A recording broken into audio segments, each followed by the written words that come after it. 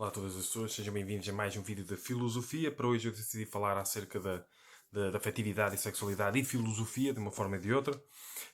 Aproveito para dizer que no dia 29 de março, às 4h30, na Biblioteca Municipal de Vagos, eu vou realizar a sessão de apresentação, a sessão de lançamento desta obra, Ensaio Filosófico sobre a Felicidade e a Sexualidade.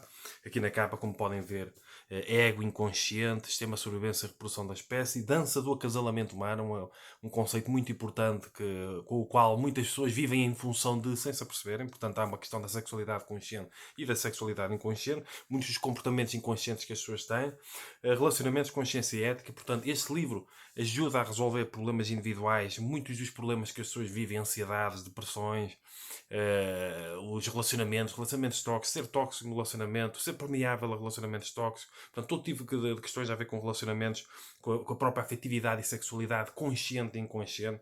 O que é que move as pessoas, mesmo de forma indireta e consciente? Como é que se forma o ego? E que consequências é que esse ego tem, conscientes e inconscientes, na nossa vida, a sua tentativa de realização de fora para dentro, o seu sistema de sobrevivência e reprodução da espécie, como é que a pessoa, pois, a dança do acasalamento humana, que é uma competição inconsciente, que as pessoas tentam exibir beleza e poder, e muitas vezes até se endividam por causa desse tipo de questões, e como acontecem as frustrações afetivas e sexuais, que consequências até têm em termos político-sociais, a sexualidade e a formação do ego humanas, em termos até da má distribuição da riqueza que existe no mundo. Portanto, este livro ajuda a resolver problemas individuais e a compreender e até resolver problemas sociais e políticos, em termos filosóficos.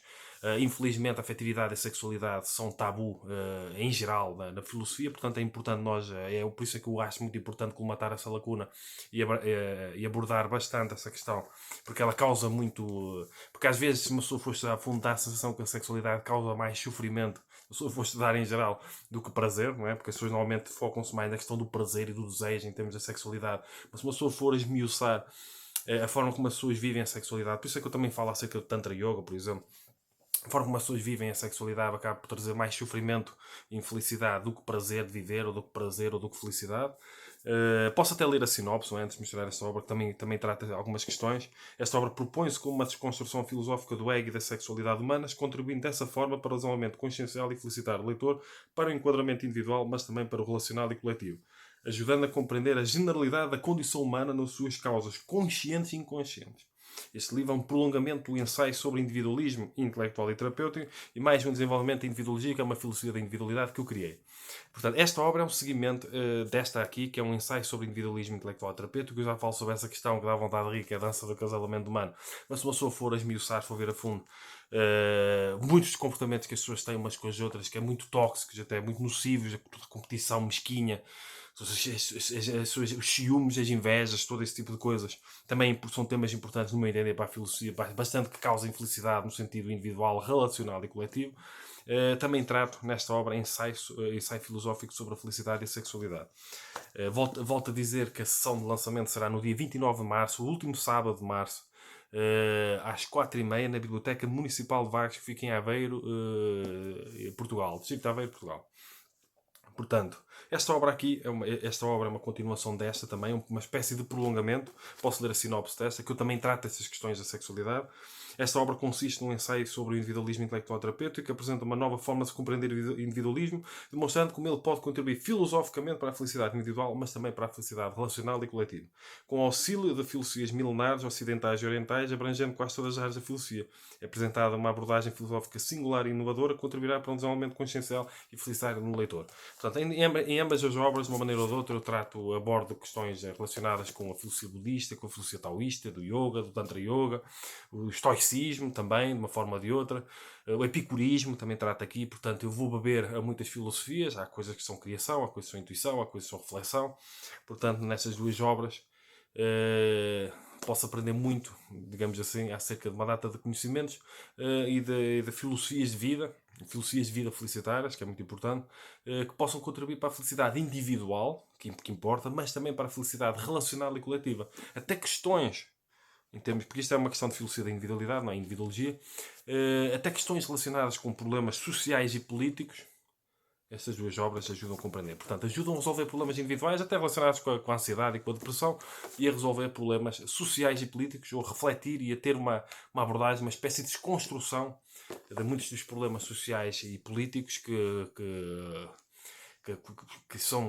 muita gente tem atenção e que às vezes não compreende quais são as causas inconscientes de muitos dos problemas da má distribuição de riqueza, porque porque ela tem causas muitas vezes inconscientes, toda a competição sexual, toda a formação do ego, é que nós precisamos de compreender que muitas das coisas que as pessoas fazem de forma inconsciente, as pessoas não refletem acerca delas, vivem em piloto automático, uma carrinha de imitação, Maria vai com as outras, e muitas vezes uma pessoa não pensa, não para refletir, para questionar, para desconstruir, para colocar em causa, e muitas das escolhas que a pessoa faz é movida por este ego enquanto sistema de sobrevivência e reprodução da espécie. Motivado pelo princípio do prazer, a busca de prazer imediato, toda uma formação para garantir abrigo, a sobrevivência, a reprodução da espécie, buscar alimento, vão perceber?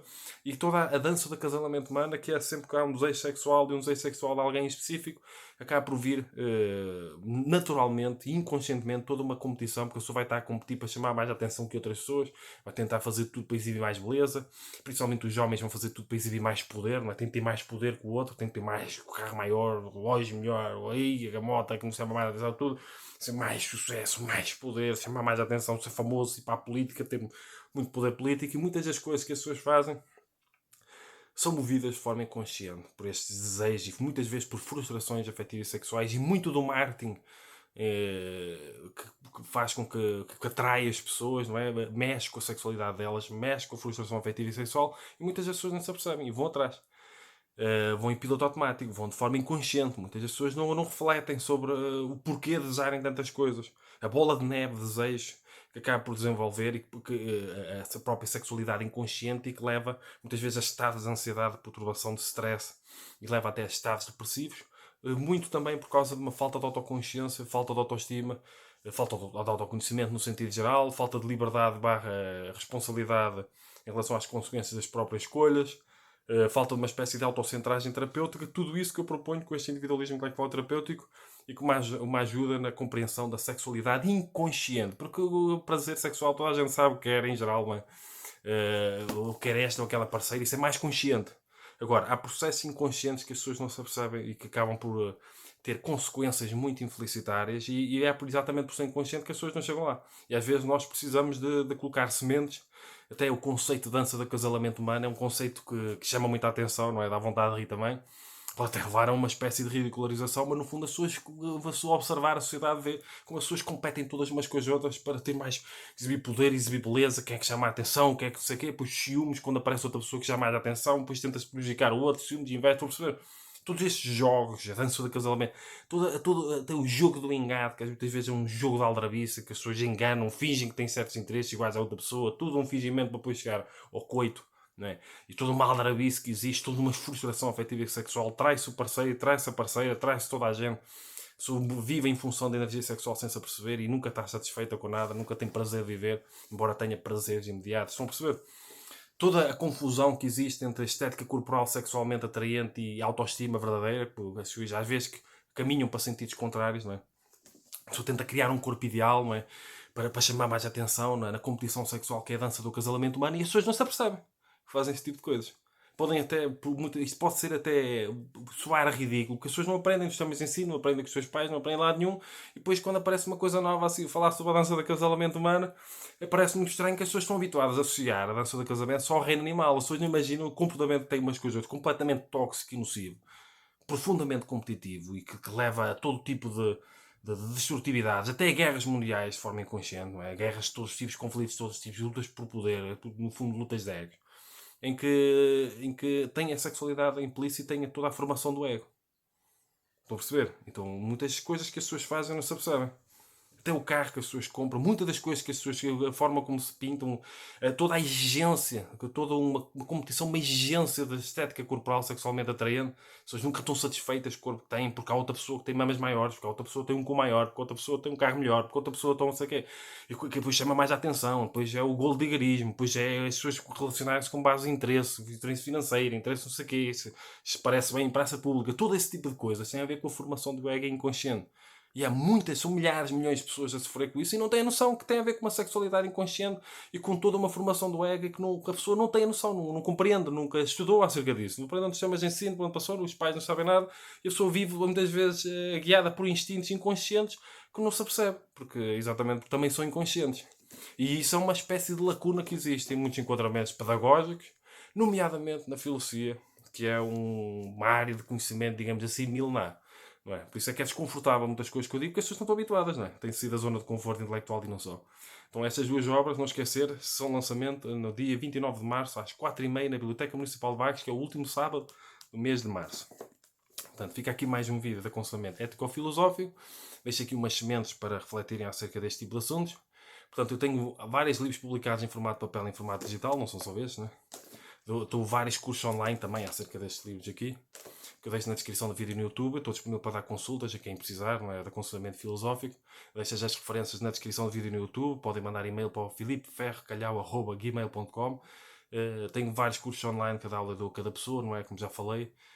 Podem fazer doações para o meu IBAN, o MBWay, que eu deixo, que eu não tenho, patreon.com. Deixo a referência na descrição do vídeo no YouTube, se quiserem ser mecenas, se quiserem contribuir para este tipo de trabalho de investigação e não só, e de criação filosófica, se quiserem apoiar, não é, este tipo de trabalho. Ajudem a divulgar este tipo de conteúdo, ajudem a chegar a mais pessoas, comentem, partilhem, ponham like, porque é importante para dar sustentabilidade e crescimento ao canal. Eu sei que este tipo de trabalho é muito diferente e toquem assuntos desconfortáveis que as pessoas não estão habituadas, mas às vezes é exatamente isso que as pessoas precisam para parar um bocadinho para refletir acerca dos comportamentos que têm de forma inconsciente e porque é que há coisas que são repetitivas na própria vida.